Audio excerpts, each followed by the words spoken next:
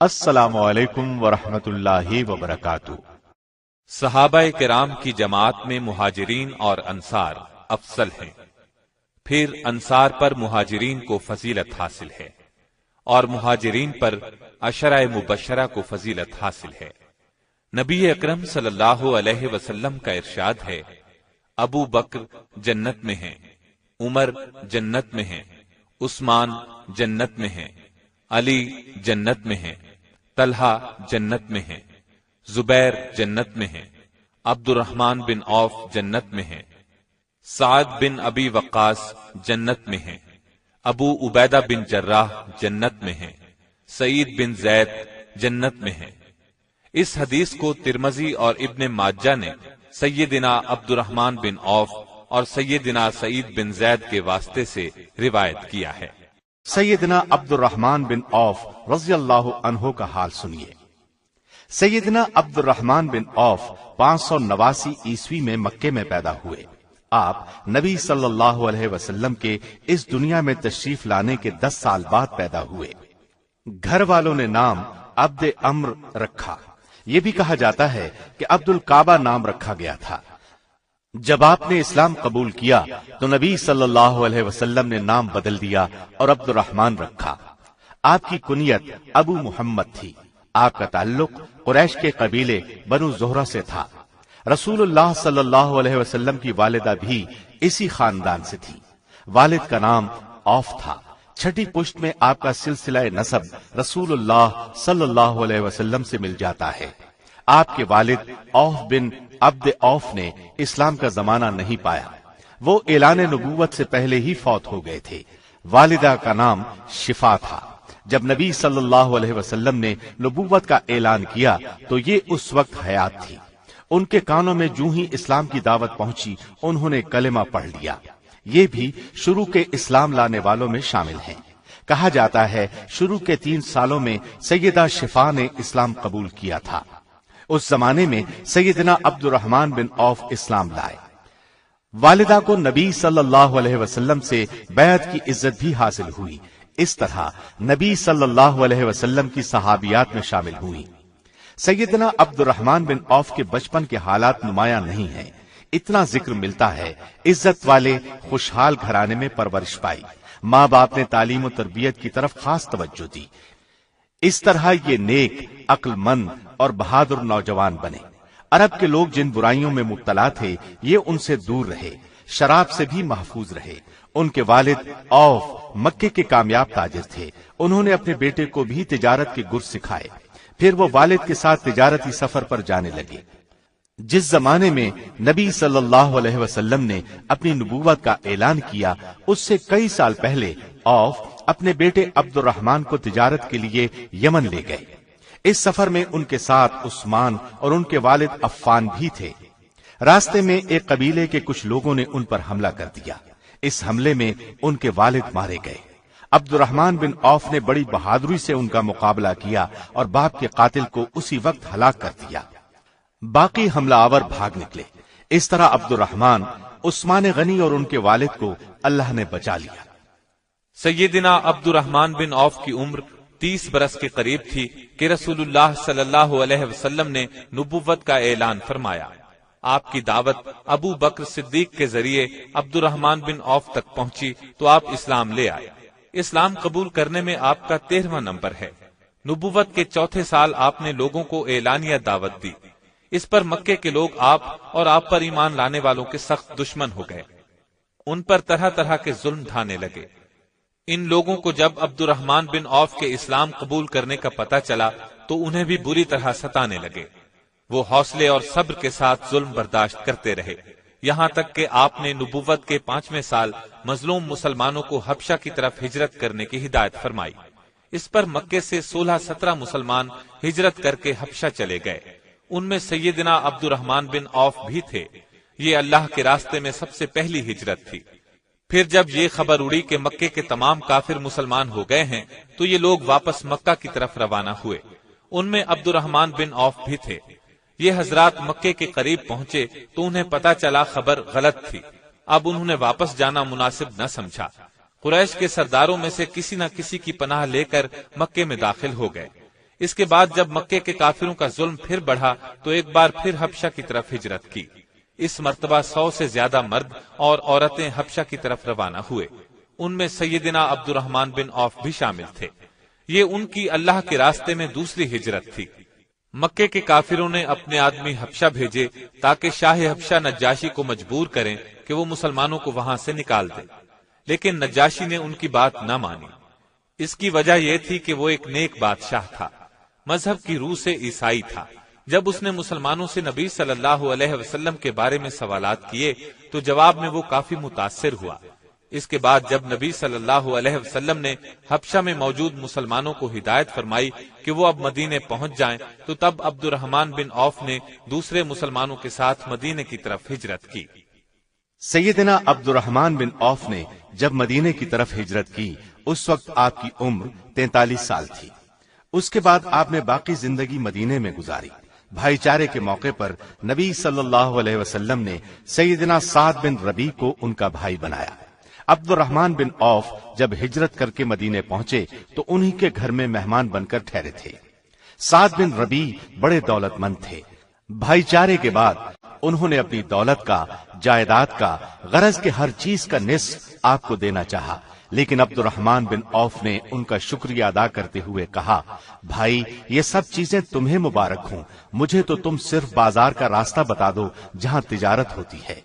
سعد بن ربیع نے انہیں بازار کا راستہ بتا دیا۔ آپ بازار گئے اور وہاں سے پنیر اور گھی خرید کر ان کی تجارت شروع کر دی۔ یہ ان کا خاندانی پیشہ تھا۔ بہت جلد وہ کامیاب تاجر بن گئے اور دولت مند ہو گئے۔ آپ نے اپنی زندگی اور دولت اسلام کے لیے وقف کر دی۔ جہاد میں بھی ہر طرح حصہ لیا۔ بدر کی لڑائی میں آپ شریک تھے۔ بدر میں شریک ہونے والے صحابہ کا بہت بڑا درجہ ہے۔ اللہ نے ان کے سب گناہ معاف کر دیے اور انہیں جنت کی خوشخبری سنائی۔ احد کی لڑائی میں جو صحابہ رسول کریم صلی اللہ علیہ وسلم کے ارد گرد جم کر کھڑے رہے ان میں سیدنا عبد الرحمن بن عوف بھی تھے۔ آپ جان ہتھیلی پر رکھ کر لڑتے رہے، زخم پر زخم کھایا لیکن اپنی جگہ سے نہ ہٹے۔ لڑائی کے بعد ان کے جسم پر 21 زخم گنے گئے۔ ان میں پاؤں کا زخم اس قدر شدید تھا کہ ساری عمر لنگڑا کر چلتے رہے۔ ہجرت کے 5ویں سال خندق کی لڑائی پیش آئی۔ اس کو غزوہ احزاب بھی کہا جاتا ہے۔ اس لڑائی کی خاص بات یہ ہے کہ عرب کے تمام کافروں نے مل کر مدینے پر چڑھائی کی تھی۔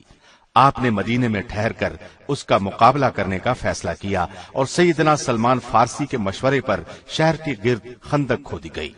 اس کام میں نبی صلی اللہ علیہ وسلم اور دوسرے صحابہ کے ساتھ سیدنا عبد الرحمن بن عوف نے بھی حصہ لیا۔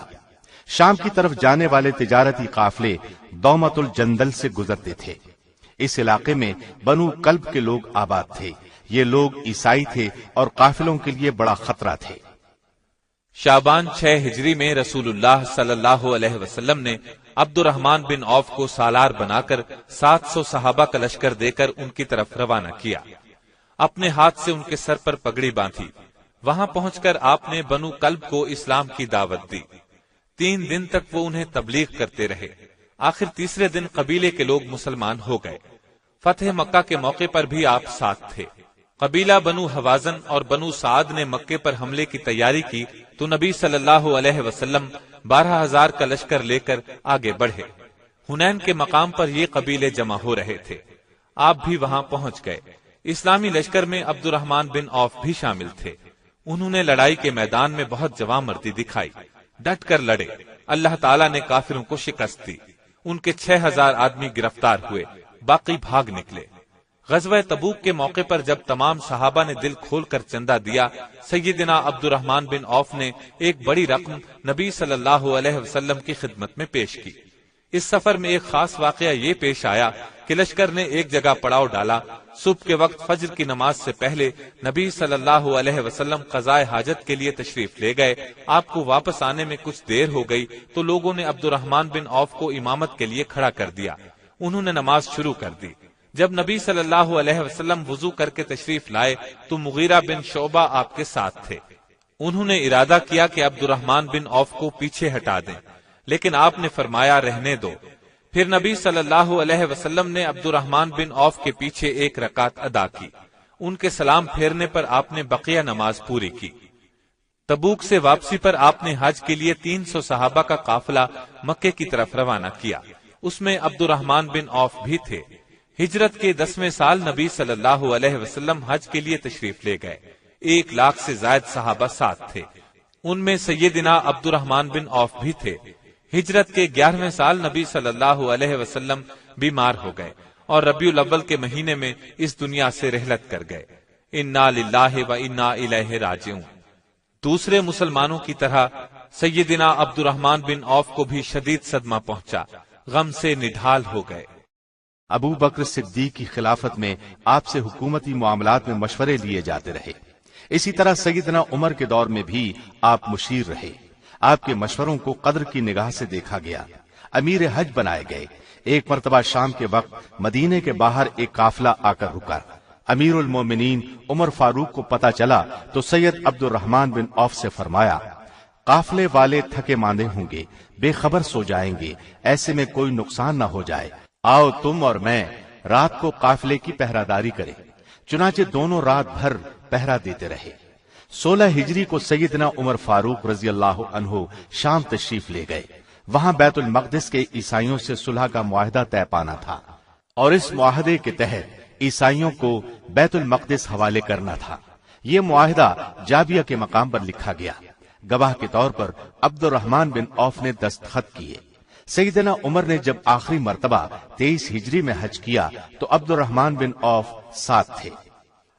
ابو لولو یہودی نے جب سیدنا عمر فاروق پر خنجر سے 6 وار کیے تو آپ نے عبد الرحمن بن عوف کا ہاتھ پکڑ کر اپنی جگہ امامت کے لیے کھڑا کر دیا، خود زمین پر گر پڑے۔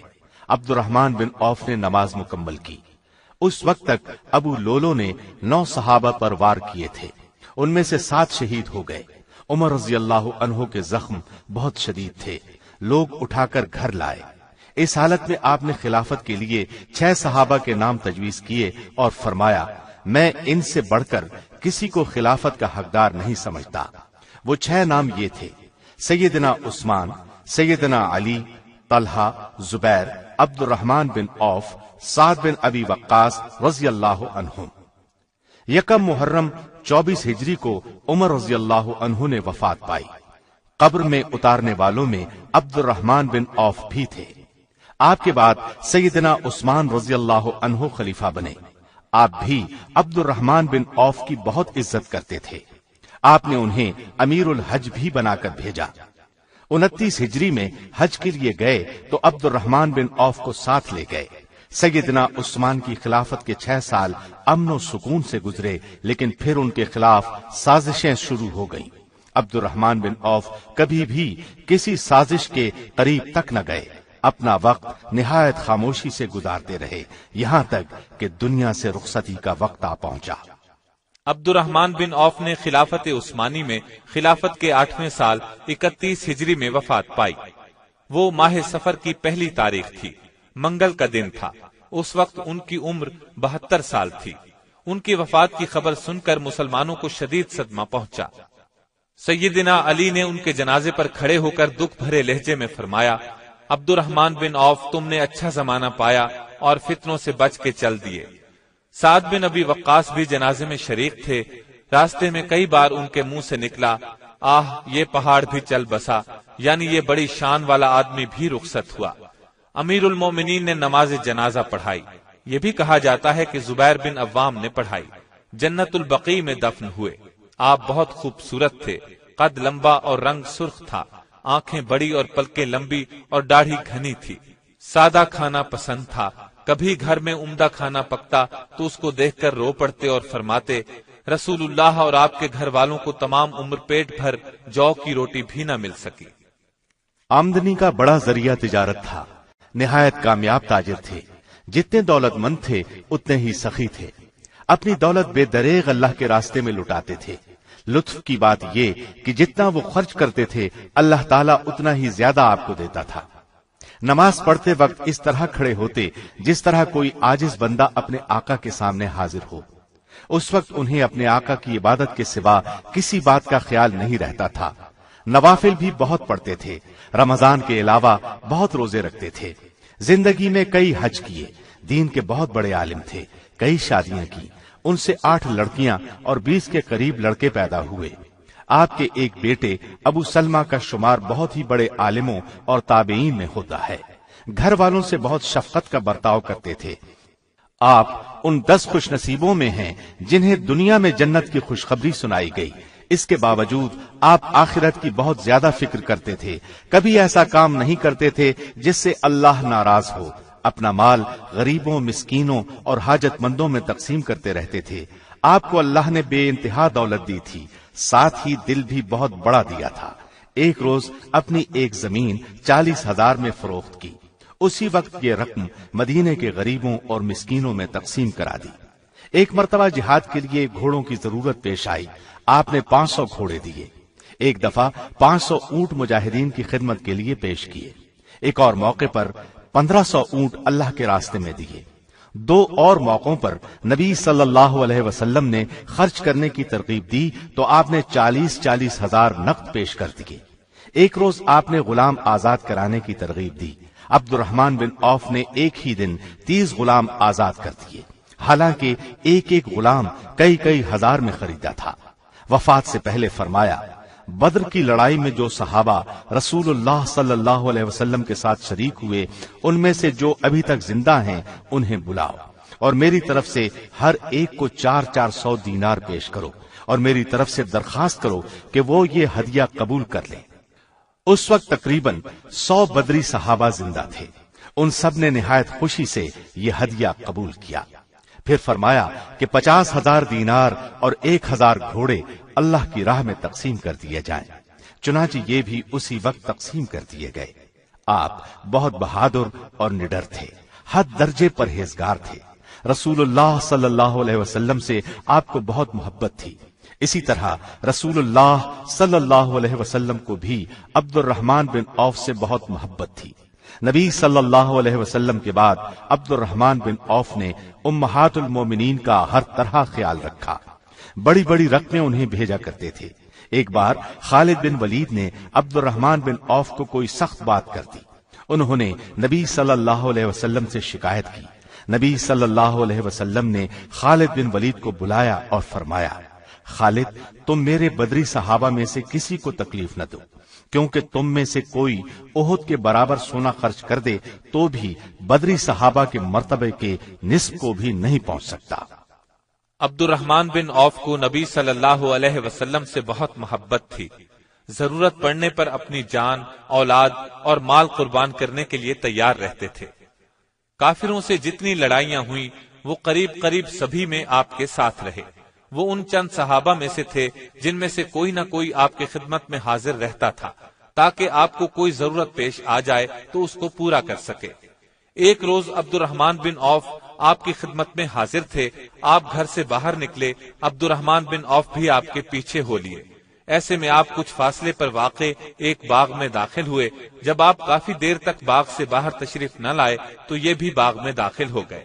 دیکھا کہ آپ سجدے میں پڑے ہیں۔ اسی حالت میں بہت دیر گزر گئی۔ عبد الرحمن بن عوف پریشان ہو گئے۔ دل میں خیال گزرا کہ شاید اللہ نے آپ کو اپنے پاس بلا لیا ہے۔ یہ خیال آتے ہی روتے ہوئے آپ کے نزدیک گئے۔ اسی وقت آپ نے سر مبارک اٹھایا اور دریافت فرمایا، عبد الرحمن بن عوف، کیا بات ہے؟ انہوں نے عرض کیا، اے اللہ کے رسول، میرے ماں باپ آپ پر قربان ہوں، آپ اتنی دیر سجدے میں پڑے رہے، میں سمجھا کہ آپ ہمیشہ کے لیے ہم سے جدا ہو گئے ہیں، اس لیے مجھے رونا آ گیا۔ آپ نے یہ سن کر فرمایا، اے عبد الرحمن، جبریل مجھے خوشخبری دے رہے تھے کہ جو آپ پر درود بھیجے گا اللہ تعالیٰ اس پر درود بھیجے گا، جو آپ پر سلام بھیجے گا اللہ تعالیٰ اس پر سلام بھیجے گا۔ یہ سجدہ اس خوشخبری کے شکرانے کا تھا۔ ایک دفعہ عبد الرحمن بن عوف نے اپنی کچھ زمین 40,000 میں بیچی۔ اس کا ایک حصہ انہوں نے اپنے خاندان بنو زہرہ کے غریبوں، مسکینوں اور حاجت مندوں میں تقسیم کر دیا۔ ایک حصہ امت کی ماؤں کی خدمت میں بھیج دیا۔ عائشہ صدیقہ کے پاس ان کا حصہ پہنچا تو آپ نے پوچھا، یہ مال کس نے دیا؟ انہیں بتایا گیا کہ عبد الرحمن بن عوف نے زمین فروخت کی ہے اور مال تقسیم کیا ہے۔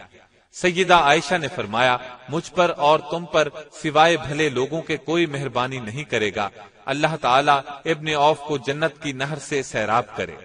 رسول اللہ صلی اللہ علیہ وسلم عبد الرحمن بن عوف کو صادق اور سخی فرمایا کرتے تھے۔ ایک دفعہ آپ نے اپنی ازواج مطہرات سے فرمایا، میرے بعد جو شخص تمہاری خدمت کرے گا وہ صادق اور سخی ہوگا، اور یہ عبد الرحمن بن عوف ہی تھے جنہوں نے امہات المؤمنین کی بہت خدمت کی۔ اللہ تعالیٰ کی ان پر بے شمار رحمتیں ہوں۔